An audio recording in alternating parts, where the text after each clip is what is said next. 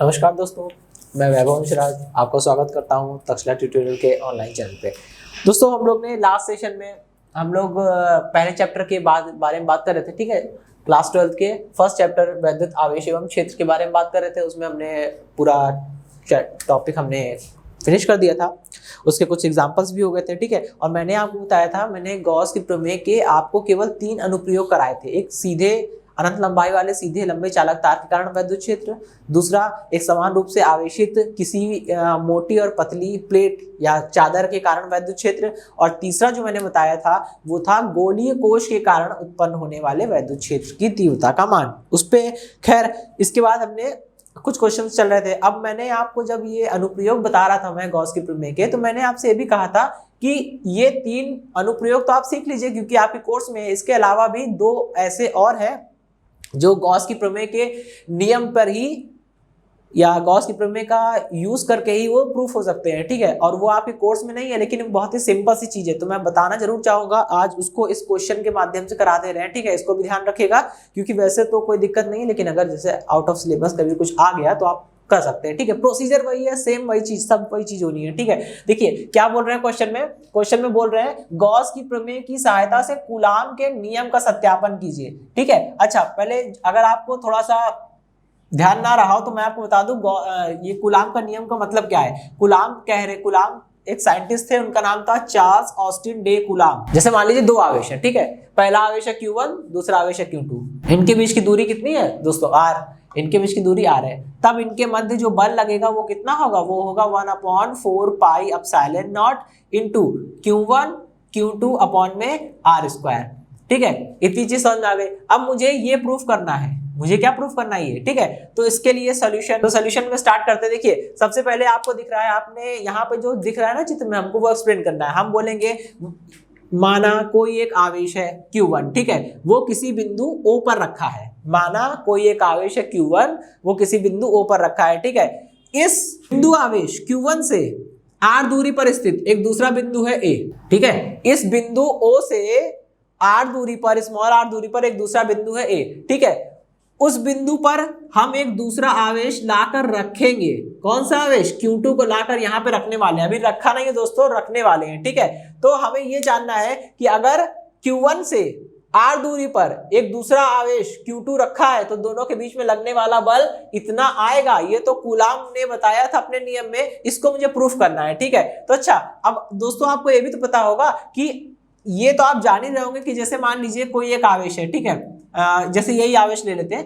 ये आवेश बिंदु A पर जो वैद्युत क्षेत्र उत्पन्न करेगा, हम अगर उस वैद्युत क्षेत्र का मान पता चल जाए हमें। ठीक है, अगर हमें बिंदु A पर Q1 के कारण उत्पन्न होने वाले वैद्युत क्षेत्र E का मान पता चल जाए तो बस हम ये बता सकते हैं कि Q1 के द्वारा Q2 पर, वो भी कब? जब Q2 को हम बिंदु A पर रखेंगे। ठीक है, तो हम ये बता सकते हैं कि बिंदु A पर Q2 को रखने पर Q1 के कारण जो बल लगेगा वो कितना हो जाएगा? वो हो जाएगा 2 इंटू E, और ये Q नहीं बल्कि Q2 हो जाएगा क्योंकि दूसरा आवेश Q2 है। ठीक, ओके, ये आपको निकल आएगा। ठीक, और फिर वहां से E का मान रख देंगे तो ये इतना ही निकल आएगा घूम फिर के। तो सबसे पहले हम ये निकालेंगे, मेरा जो की पॉइंट है, जो की आइडिया है वो ये है कि हमें ये निकालना है कि Q1 के कारण बिंदु A पर कितना वैद्युत क्षेत्र उत्पन्न होगा। ठीक है, अब इसके लिए हमने क्या किया है, प्रोसीजर हमारा बिल्कुल सेम है। हमने क्या किया, सबसे पहले हमने यहाँ पे एक R त्रिज्या का एक गॉसियन पृष्ठ खींच लिया। ठीक है, उस पृष्ठ पर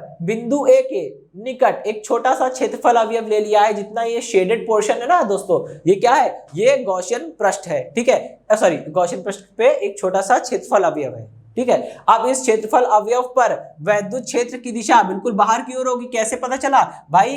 यहाँ पे माइनस तो लिखा नहीं है, इसका मतलब ये चार्ज कैसा है? जब माइनस ना लिखा हो ऑब्वियस सी बात है चार्ज पॉजिटिव होगा, क्योंकि अगर जैसे कोई नंबर लिखा है 3, इसके आगे माइनस प्लस नहीं है तो मतलब ये प्लस है। वैसे ये चार्ज क्या है? पॉजिटिव है। तो किसी भी पॉजिटिव चार्ज के कारण किसी पॉइंट पर इलेक्ट्रिक फील्ड की जो डायरेक्शन होती है वो अवे फ्रॉम द चार्ज होती है। तो धनात्मक आवेश के कारण किसी बिंदु पर वैद्युत क्षेत्र आवेश और बिंदु को मिलाने वाली रेखा के अनुदिश होता है और दूर की ओर होता है। तो धनावेश है दूर की ओर होगा, बाहर की ओर होगा।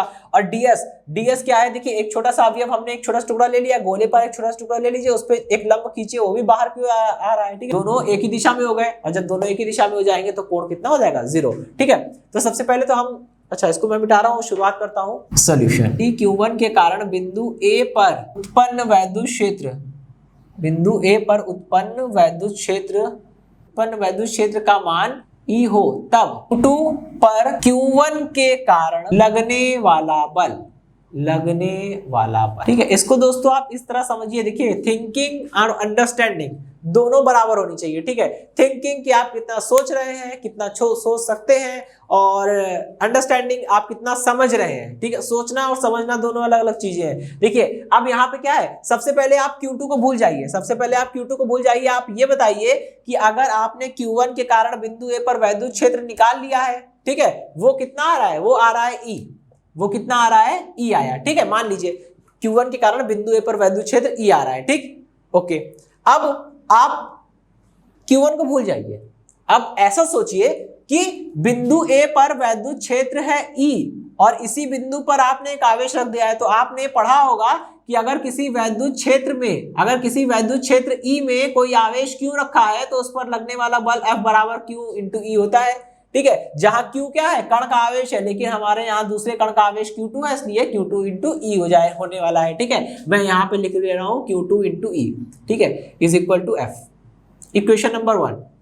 अब सबसे पहले आपको क्या करना है, सबसे पहले हमें जो फर्स्ट स्टेप है वो ये है कि मुझे E की वैल्यू निकालनी है, ठीक है। तो अब इसके लिए वही पुराना खेल सारा, ठीक है। तो ये छोटा सा पृष्ठ क्षेत्रफल अवयव लिया है, इस क्षेत्रफल अवयव से गुजरने वाला फ्लक्स, तो लिखेंगे क्षेत्रफल अवयव से गुजरने वाला फ्लक्स। भाई सीधी बात है, क्षेत्रफल अवयव है छोटा सा, तो उससे गुजरने वाला फ्लक्स भी तो थोड़ा सा होगा, कितना होगा, E डॉट ds। अब देखिए दोस्तों, E डॉट ds, ये दो वेक्टर का डॉट कर रहे हैं। 11वीं क्लास में आपने पढ़ा होगा कि दो वेक्टर का डॉट करते हैं तो कितना आता है, जैसे A डॉट B करते हैं तो आता है AB cos थीटा, जैसे आपने ये किया है मान लीजिए, ठीक है। दो वेक्टर का डॉट करते हैं तो A dot B is equal to AB cos theta आता है। वैसे ही यहां करेंगे तो क्या आएगा, E ds cos थीटा, ठीक है।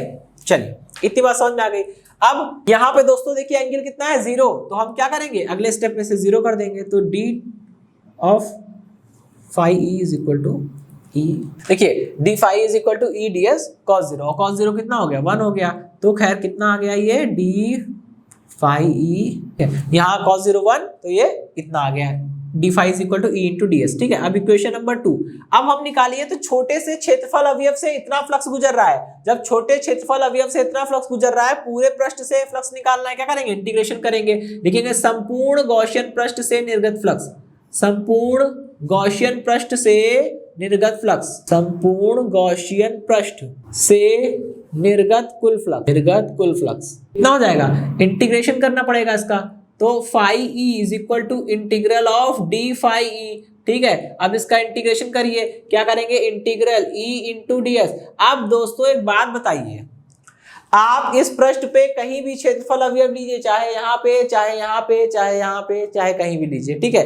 क्या पृष्ठ के अलग अलग बिंदुओं पर इलेक्ट्रिक फील्ड यानी वैद्युत क्षेत्र का मान अलग अलग होगा, बिल्कुल नहीं, क्योंकि वैद्युत क्षेत्र का मान कितना होता है, किसी बिंदु आवेश के कारण आवेश से r दूरी पर स्थित किसी दूसरे बिंदु पर वैद्युत क्षेत्र का मान E बराबर कितना होता है, 1/4 पाई epsilon naught into Q upon में r स्क्वायर, ठीक है। तो देखिए 1/4 पाई एप्सिलॉन नॉट कांस्टेंट है, Q भी कांस्टेंट है, केवल r ही तो वेरी कर रहा है, r ही तो बदल रहा है। तो वो अगर पृष्ठ के हर एक बिंदु के लिए, चाहे आप पृष्ठ पे यहाँ बिंदु लीजिए, सभी बिंदुओं पर पृष्ठ पर स्थित सभी बिंदुओं की जो Q1 से दूरी होगी वो तो r के बराबर होगी, ये दूरी भी r, ये दूरी भी r, सारी दूरी r है, तो मतलब r भी कांस्टेंट हो जाएगा। जब पृष्ठ के प्रत्येक बिंदु के लिए r भी कांस्टेंट हो गया तो पूरा E कांस्टेंट हो जाएगा। तो E कांस्टेंट है, E पूरे पृष्ठ पर कहीं भी बिंदु लेंगे E का मान नहीं बदलेगा, क्योंकि पूरे पृष्ठ पे कहीं भी बिंदु लीजिए वहां पे R भी फिक्स हो जाएगा, R की वैल्यू फिक्स हो जाएगी, और 1/4 पाई एप्सिलॉन नॉट और Q तो पहले से फिक्स थे, तो सब कुछ फिक्स हो गया, यानी ये कांस्टेंट हो गया, E बाहर आ जाएगा, ठीक। तो कितना हो गया ये दोस्तों, E बाहर हो गया और ds ऐसे होता है, ठीक है। अब आप इसका क्लोज सरफेस इंटीग्रल है, इसलिए आप यहाँ पे S लगा दीजिए, S stands for surface integral, ठीक है।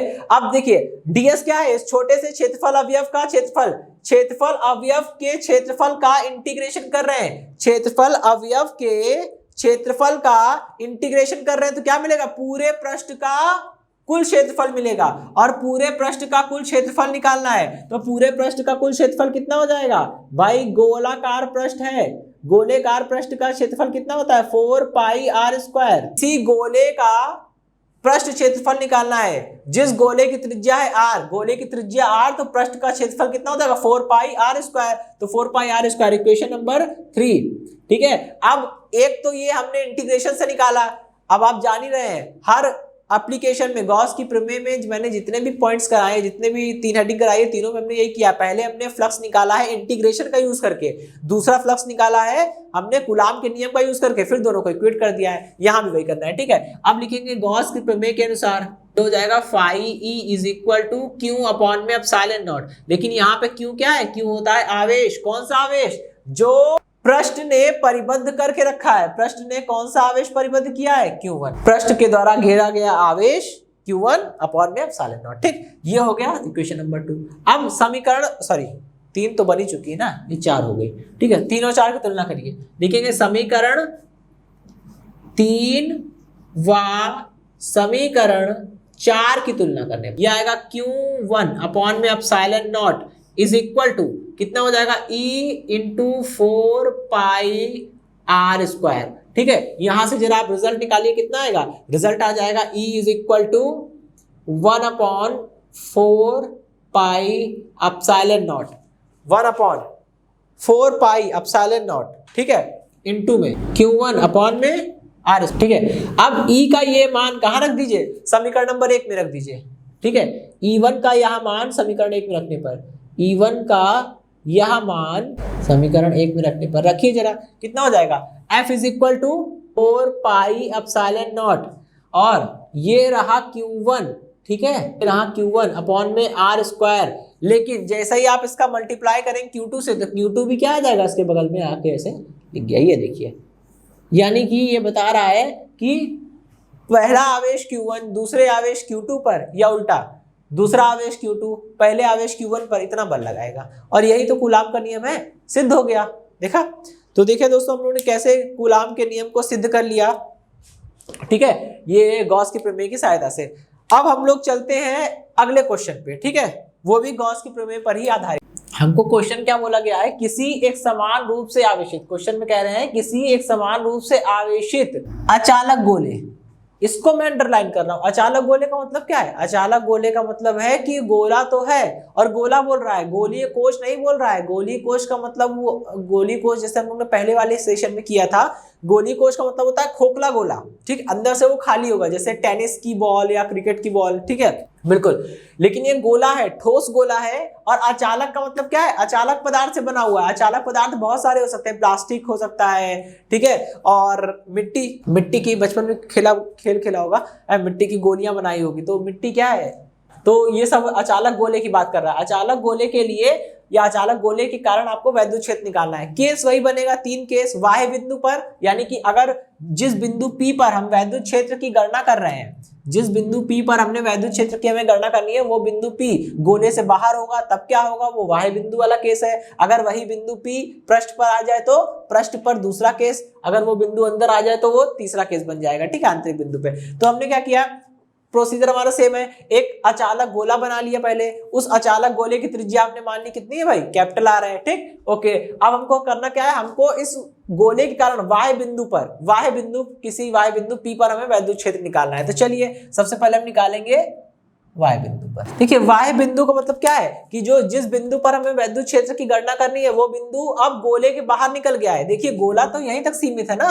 गोला देखिए यहीं तक सीमित है, और ये बिंदु P गोले को भी पार कर गया। इसका मतलब हमें वाह्य बिंदु पर क्षेत्र निकालना है। ठीक है, हम इसकी बात कर रहे हैं। और जब वाह्य बिंदु पर क्षेत्र निकालना होगा, जाहिर बात है, स्मॉल r क्या है दोस्तों, स्मॉल r गोले के केंद्र O से बिंदु P की दूरी है। जब ये बिंदु गोले के बाहर चला जाएगा तो ये वाली दूरी जो स्मॉल r है वो कैपिटल R से, ये रही कैपिटल R से तो ज्यादा ही हो जाएगी ना, तो ये मैंने लिखा हुआ है। ठीक, अच्छा, अब हम क्या करेंगे, सबसे पहले आप समझी गए हैं, मैंने बिंदु P से गुजरता हुआ एक गॉसियन पृष्ठ खींचा। किसी भी गोलाकार आवेशित निकाय के कारण, किसी भी गोलाकार आवेशित निकाय या गोलीय कोश के रूप में अगर आपका आवेशित निकाय है, तो उसके कारण जो गॉसियन पृष्ठ होगा वो हमेशा एक गोलाकार होगा, जैसे हम आज तक करते आए हैं। वैसे ही हमने क्या किया, एक गोलाकार गॉसियन पृष्ठ लिया है जो बिंदु P से गुजर रहा है। यहाँ मैंने दोस्तों लिख दिया है गॉसियन पृष्ठ, ठीक है। ये जो डॉटेड लाइन से मैंने बनाया है ये गॉसियन पृष्ठ है, ठीक है। इतनी चीज समझ में आ गई। अब सबसे पहले निकालें, यहाँ मैंने बिंदु P के निकट एक छोटा सा क्षेत्रफल अवयव ले लिया है। इस क्षेत्रफल अवयव से गुजरने वाला फ्लक्स निकालेंगे, फिर उसको इंटीग्रेट करेंगे तो पूरे पृष्ठ से गुजरने वाला फ्लक्स निकल आएगा, ठीक। ओके, चलिए आगे कंटिन्यू करते हैं। तो लिखेंगे क्षेत्रफल अवयव, ठीक है। देखिए क्षेत्रफल अवयव से निर्गत वैद्युत फ्लक्स, भाई क्षेत्रफल अवयव छोटा सा है तो उससे गुजरने वाला फ्लक्स भी तो थोड़ा ही होगा, जाहिर सी बात है, ठीक है। तो इससे गुजरने वाला फ्लक्स हमने मान लिया कितना, EDS है, ठीक। अब देखिए इसको एक्सपेंड करें, ठीक है। आपको पता है दोस्तों A डॉट B करते हैं तो AB cos थीटा आता है। वैसे A की जगह पे E रख दिया, B की जगह पे DS रख दिया, कितना जाएगा, EDS cos थीटा, ठीक। और यहाँ तो cos कितना है, यहाँ cos कितना है, 0 है, तो हम डायरेक्ट क्या करें, यहाँ पे cos 0 रख दे रहे हैं, ठीक है। और इसको सॉल्व करने पे कितना आ जाएगा, इसको सॉल्व करने पे आ जाएगा हमारा d phi e, चलिए नीचे लिख देता हूँ, ठीक है। d phi e is equal to कितना आ जाएगा, E ds। ये तो क्षेत्रफल अवयव से गुजरने वाले फ्लक्स की बात हो गई, ठीक है। अब लिखेंगे संपूर्ण गॉसियन पृष्ठ से, संपूर्ण गॉसियन पृष्ठ से निर्गत कुल फ्लक्स। भाई संपूर्ण गॉसियन पृष्ठ से निर्गत कुल फ्लक्स निकालना है तो इस क्षेत्रफल अवयव से गुजरने वाले फ्लक्स का हमें क्या करना पड़ेगा, समाकलन करना पड़ेगा। इस क्षेत्रफल अवयव से गुजरने वाले फ्लक्स का समाकलन करना पड़ेगा, ठीक है। तो हमें गॉसियन पृष्ठ से निकलने वाला कुल फ्लक्स मिल जाएगा। अब देखिए यहाँ पे इंटीग्रेशन, सरफेस इंटीग्रेशन, ये हो गया EDS। अब वही बात आ गई ना कि इस गॉसियन पृष्ठ पे आप कहीं भी बिंदु लीजिए, यहाँ पर, यहाँ पर, यहाँ पर, उसकी केंद्र से दूरी तो बदल नहीं रही है, तो E कांस्टेंट हो जाएगा, E कांस्टेंट हो जाएगा तो E बाहर कितना निकल के आएगा, ये आएगा phi E is equal to E बाहर हो गया, ठीक है। अब देखिए DS एक छोटा सा क्षेत्रफल अवयव है, जब आप इसका पृष्ठ समाकलन करेंगे तो उस पृष्ठ का पूरा क्षेत्रफल मिल जाएगा जिस पृष्ठ पर ये क्षेत्रफल अवयव आपने लिया था।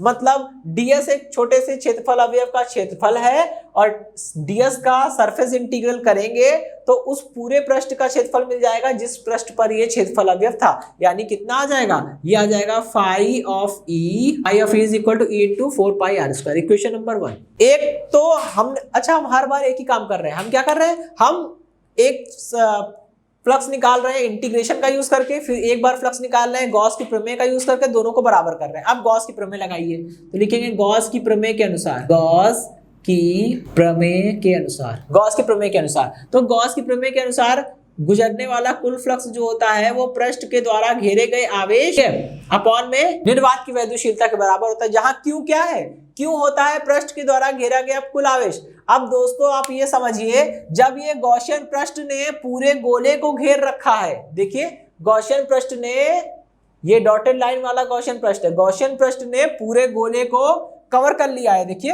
पूरे गोले को, इस वाले अंदर वाले गोले को जिसपे आवेश रखा है प्लस प्लस लिखा है, ये आवेशित गोले को पूरी तरह से कवर कर लिया। तो जब आवेशित गोले को उसने कवर कर लिया है तो आवेशित गोले के पास जितना भी टोटल चार्ज होगा, हमने मान लिया इसके पास टोटल चार्ज कितना है, टोटल चार्ज इसके पास Q है, तो टोटल Q चार्ज जो है वो इसने घेर रखा है, तो कुल चार्ज अपॉन में एप्सिलॉन नॉट, ठीक है। ये गॉस की प्रमेय हो गई इक्वेशन नंबर 2। अब समीकरण 1 क्या बता रहा है, समीकरण 1 बता रहा है ये गॉसियन पृष्ठ से निर्गत कुल फ्लक्स, ठीक है। और समीकरण 2 भी बता रहा है गॉसियन पृष्ठ से निर्गत कुल फ्लक्स। अब जब दोनों समीकरण एक ही चीज को बता रहे हैं, इसका मतलब ये दोनों चीज आपस में बराबर होगी। इसका मतलब समीकरण 1 और समीकरण 2 की तुलना कर ले रहे हैं, क्योंकि दोनों समीकरण एक ही चीज बता रही है, गॉसियन पृष्ठ से गुजरने वाला फ्लक्स, ठीक है। बराबर करिए तो देखिए रिजल्ट क्या आया, रिजल्ट आया कि किसी भी एक समान रूप से आवेशित अचालक गोले के कारण y बिंदु पर जो वैद्युत क्षेत्र की तीव्रता होती है वो कितनी आ रही है, 1/4 पाई epsilon not Q upon small r का स्क्वायर, ठीक है। अच्छा, अब आपको देख के ऐसा नहीं लग रहा है कि अगर ये पूरा आवेश Q पूरे गोले में वितरित ना होकर केवल इसके केंद्र पर वितरित होता, सपोज करिए पूरा जो प्लस प्लस मैंने फैला के लिखा हुआ है, ये पूरा आवेश गोले पर ना पूरे गोले पर एक समान रूप से वितरित ना होकर केवल इस पॉइंट पर होता, तो भी तो बिंदु आवेश के कारण r दूरी पर उत्पन्न वैद्युत क्षेत्र का मान इतना होता है। यानी कि आप क्या समझ रहे हैं कि किसी भी एक समान रूप से आवेशित अचालक गोले के कारण किसी y बिंदु पर वैद्युत क्षेत्र का मान उतना ही होता है जितना कि संपूर्ण आवेश के केंद्र पर केंद्रित होने पर वैद्युत क्षेत्र होता। यानी कि अगर ये आवेश पूरे गोले पर वितरित हो, चाहे पूरा आवेश समेट के हम लोग केवल इस बिंदु पर रख दें, बिंदु P पर उत्पन्न होने वाला वैद्युत क्षेत्र उतना ही होगा 1/4πε0 Q/r²। ठीक है, अच्छा ये तो हमारा पहला केस हो गया। अब हम आगे बढ़ते हैं। अच्छा, आगे बढ़ने से पहले मैं एक चीज और बताना चाहूंगा। मैंने यहाँ लिखा है एक समान रूप से। एक समान रूप से मतलब क्या होता है? पहली बात तो आप ये समझ लीजिए, ये गोला अचालक है। अचालक गोले में खासियत क्या होती है? जैसे ही आप आवेश देंगे तो आवेश उसमें भरा रहेगा। अगर ये गोला चालक गोला होता तो आवेश जैसे आप देते, आवेश निकल निकल के पृष्ठ पर आ जाते। क्यों? क्योंकि आवेशों के मध्य क्या होने लगता है? प्रतिकर्षण होने लगता है। जब आवेश अंदर भरा रहेगा तो दोनों आवेशों के बीच में क्या रहेगी? दोनों आवेशों के बीच में कम दूरी रहेगी, और जब दूरी कम तो बल ज्यादा लगेगा। क्योंकि कूलाम का नियम क्या कहता है? कूलाम का नियम कहता है कि F is inversely proportional to r²। दूरी कम तो फोर्स ज्यादा। ठीक है, दूरी कम तो फोर्स ज्यादा, तो ज्यादा बल लगेगा। और ये दोनों आवेश एक ही टाइप के होंगे, तो पॉजिटिव होंगे सारे पॉजिटिव, निगेटिव है सारे निगेटिव, सब एक दूसरे को रिपल करेंगे और लास्ट में एट लास्ट वो निकल के पृष्ठ पे आ जाएंगे ताकि उनके बीच में मिनिमम रिपल्शन फोर्स लगे। ठीक है, ओके, तो वो स्टेबल हो जाए, ताकि ऐसा इसलिए होता है। ठीक, तो लेकिन यहाँ पे तो कोई पॉसिबिलिटीज नहीं है। यहाँ ये अचालक गोला है, मतलब जहां पे आप आवेश देंगे वो टिका रहेगा, आवेश अंदर ही भरा रहेगा, बाहर नहीं आ पाएगा। ठीक, तो क्या करना है? यहाँ पे आवेश पूरे आयतन में वितरित है दोस्तों। आवेश पूरे आयतन में वितरित होता है तो हम क्या देखते हैं? आयतन आवेश घनत्व देखते हैं। ठीक है, आयतन आवेश घनत्व। तो आयतन आवेश घनत्व कैसे निकालते हैं? रो इज इक्वल टू कुल आवेश बटे में आयतन। किसका आयतन? उस वस्तु का आयतन जिसमें आवेश भरा हुआ है। तो आवेश किसमें भरा है? आवेश कैपिटल R त्रिज्या वाले एक गोले में भरा है। ठीक, तो सपोज करिए कैपिटल R त्रिज्या वाला एक गोला है, उसमें आवेश भरा है। कितना आवेश भरा है? Q भरा है। अब इस कैपिटल R त्रिज्या वाले गोले का आयतन कितना होगा? गोले का आयतन हो जाएगा 4/3 πr³। R होती है त्रिज्या, और यहाँ पे जिस गोले पर आवेश वितरित है उसकी त्रिज्या कैपिटल R है। ठीक है, तो उसको हम सॉल्व कर लेंगे तो कितना आएगा? रो इज इक्वल टू, यहां से Q का मान निकालिए जरा। Q इज इक्वल टू कितना आएगा? Q इज इक्वल टू आएगा 4/3 πr³ इंटू रो। ठीक है, अब यही मान अगर हम यहाँ पे उठा के रख दे दोस्तों, तो देखिए क्या हो जाएगा? यही इक्वेशन जो है वो बदल जाएगी। यानी ये समीकरण भी सही है, पहली एक समीकरण ये आ जाएगी और दूसरी समीकरण ये आ जाएगी। देखिए जरा काम थोड़ा सा हवा में होने वाला है। सपोज करिए Q की जगह हमने ये रख दिया तो क्या होगा? 4π से ये 4π कट जाएगा। ठीक है, और तो कुछ कटने से रहा, क्या बचेगा? ये बचेगा। ठीक है, देखिए ये मान आएगा। ठीक, Q की जगह पे ये वैल्यू पुट करिए, ये वाली वैल्यू Q की जगह पे रखिए, तो क्या होगा? ये 4π से ये 4π कट जाएगा, r³ रो बचेगा, r³ रो बचा है। ठीक है, और यहाँ पे अपॉन में 3 आएगा, अपॉन में 3 ε0 r²। ये देखिए इतना आ गया। ठीक है, तो आपको कहने का मतलब क्या है? आप ये बोलोगे कि एक समान रूप से आवेशित अचालक गोले के कारण y बिंदु पर वैद्युत क्षेत्र का मान E is equal to 1/4πε0 Q/r small r का स्क्वायर होता है, या फिर E is equal to r³ capital R³ rho upon में 3 ε0 r² होता है। ठीक, दोनों ही सही है, दोनों ही इक्वेशन है, लेकिन अब इनके एप्लीकेशन अलग अलग है। अगर आपको न्यूमेरिकल लगाते वक्त Q का मान देगा, स्मॉल r का मान देगा, E पूछेगा तो आप इसको प्रेफर करेंगे। लेकिन अगर कैपिटल R स्मॉल r और रो का मान देके पूछेगा तो ये वाली इक्वेशन लगाइएगा, आसानी से हो जाएगा। ठीक, एक इक्वेशन को याद रखिए, Q का मान रफ में सॉल्व करके यहाँ पुट कर दीजिएगा, फटाक से इक्वेशन निकल आएगी। ठीक है, आपको दोनों याद रखने की जरूरत नहीं है। ठीक है, एक याद करिए, दूसरा अपने आप आ जाएगा। बस ये वाला कॉन्सेप्ट क्लियर होना चाहिए कि रो की वैल्यू कैसे आ रही है। ठीक, चलिए अब हम लोग बढ़ते हैं, हम लोग दूसरे वाले सेकंड पॉइंट, पृष्ठ पर। भाई जब पृष्ठ की बात करेंगे, ठीक है, मतलब एट सरफेस, तो सरफेस के लिए क्या होगा?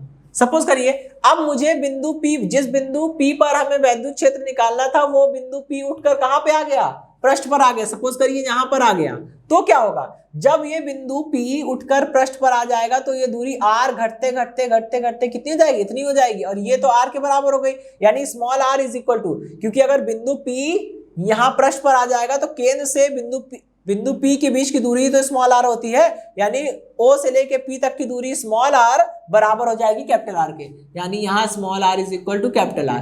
अब इसके लिए कोई नया ट्रीटमेंट करने की जरूरत नहीं है, जो आपने पहले समीकरण निकाले थे उसी में क्या करिए, स्मॉल r की जगह कैपिटल R रख दीजिए, तो क्या हो जाएगा? पहले हमने समीकरण निकाला था 1/4πε0 इंटू Q अपॉन में r स्क्वायर आया था ना, स्मॉल r का स्क्वायर आया था, याद होगा आपको। तो अब यहाँ क्या होगा, स्मॉल आर की जगह यहाँ पे कैपिटल आर आ जाएगा। ये देखिए पहली इक्वेशन तो ये बन गई, ठीक। अच्छा भाई चलिए ठीक, और दूसरी इक्वेशन हमारी क्या थी, दूसरी इक्वेशन हमारी थी E इज इक्वल टू निकला था आर क्यूब रो अपॉन में 3 epsilon naught into small R का स्क्वायर।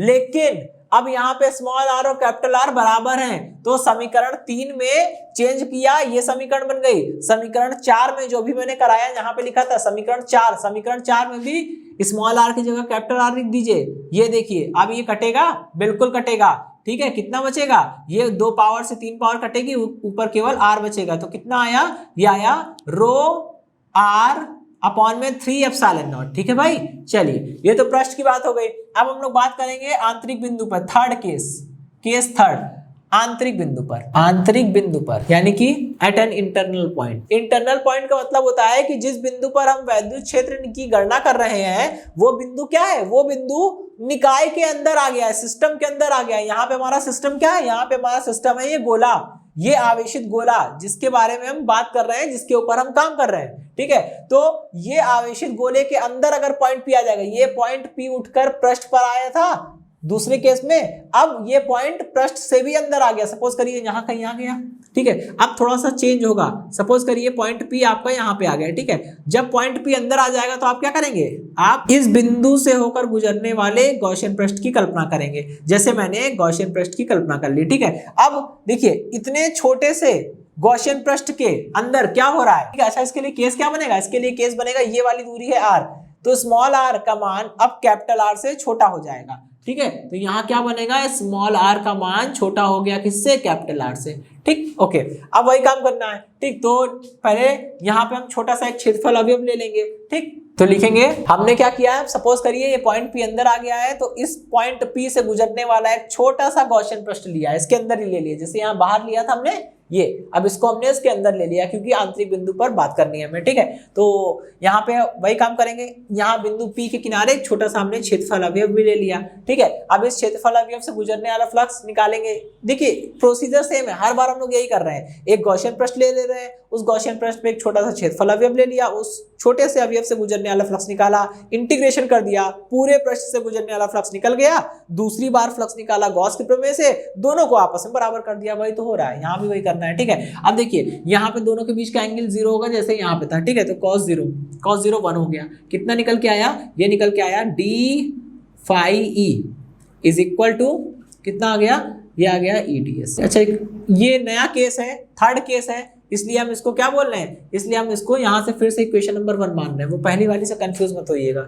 ये चलिए उसी यहाँ कंटिन्यू करते हैं। 4 इक्वेशन पहले बन चुकी थी, इसको इक्वेशन नंबर 5 बोल दिया, इसको इक्वेशन नंबर 6 बोल दिया ना, कोई दिक्कत नहीं, उसी के आगे बढ़ लेते हैं। ये इक्वेशन नंबर 7 हो गई। अब लिखेंगे कि संपूर्ण गॉसियन पृष्ठ से निर्गत कुल फ्लक्स कैसे मिलेगा भाई, इस फ्लक्स का आप इंटीग्रेशन कर दीजिए, इस फ्लक्स का इंटीग्रेशन कर देंगे तो क्या मिलेगा, संपूर्ण पृष्ठ से निर्गत कुल फ्लक्स मिल जाएगा, ठीक है। संपूर्ण गॉसियन पृष्ठ से निर्गत कुल फ्लक्स। चलिए अब इसमें क्या करना है, आपको इंटीग्रेशन ही करना है। चलिए रखिए जरा इसको, कितना आया, phi e is equal to EDS का सरफेस इंटीग्रल। E तो भाई कांस्टेंट है, E बाहर आ जाएगा, E बाहर निकल आया, इंटीग्रेशन किसका हुआ, केवल DS का, और DS का इंटीग्रेशन करेंगे तो कितना आएगा, DS का इंटीग्रेशन करेंगे तो उस पृष्ठ का पूरा क्षेत्रफल अवयव में, उस पृष्ठ का पूरा क्षेत्रफल मिलेगा जिसपे हमने अवयव लिया है।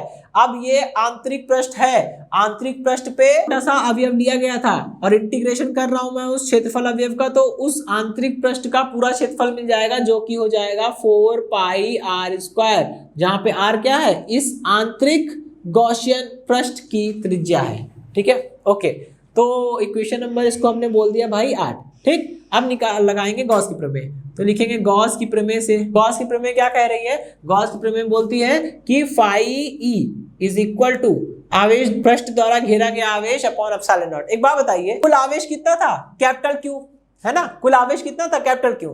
अब भाई कुल आवेश कैपिटल Q है, लेकिन अब पृष्ठ तो अंदर आ गई, क्या जरा ध्यान से देखिए, पृष्ठ केवल इतने भर में है, पृष्ठ केवल इतने भर में, क्या पृष्ठ ने पूरे आवेश को घेर रखा है, नहीं, कुछ आवेश तो पृष्ठ के बाहर छूट गया, बिल्कुल, लेकिन हमने माना पृष्ठ के अंदर जो आवेश घेरा गया है वो कितना है, क्यू डैश है। अब देखिए इसकी वैल्यू कैसे निकालेंगे, इसकी वैल्यू क्यू डैश की वैल्यू निकालना बहुत जरूरी है, ठीक है। लेकिन अब इसके लिए हम लोग क्या यूज करेंगे, इसके लिए हम लोग यूज करेंगे, चलिए 26 को इक्वेशन नंबर 9 मान लेते हैं। समीकरण 8 और 9 की तुलना कर लीजिए, कितना आएगा, फाई ई दोनों है, कितना हो जाएगा, ये हो जाएगा E into 4 pi R square is equal to Q dash, ठीक है। अब इस क्यू डैश की वैल्यू हमें निकालनी है, तो क्यू डैश की वैल्यू कैसे निकलेगी, तो अच्छा हमने क्वेश्चन नंबर 10 बोल दिया, ठीक। अच्छा, अब हम इस चीज का यूज करेंगे कि एक समान रूप से आवेशित है। एक समान रूप से आवेशित का मतलब ये होता है कि पूरे गोले के लिए आप घनत्व निकालिए, या फिर इस गोले के अंदर एक छोटा सा टुकड़ा ले लीजिए, एक छोटा सा हिस्सा ले लीजिए, उस हिस्से में निकालिए घनत्व, दोनों जगह घनत्व बराबर आएगा, ठीक है।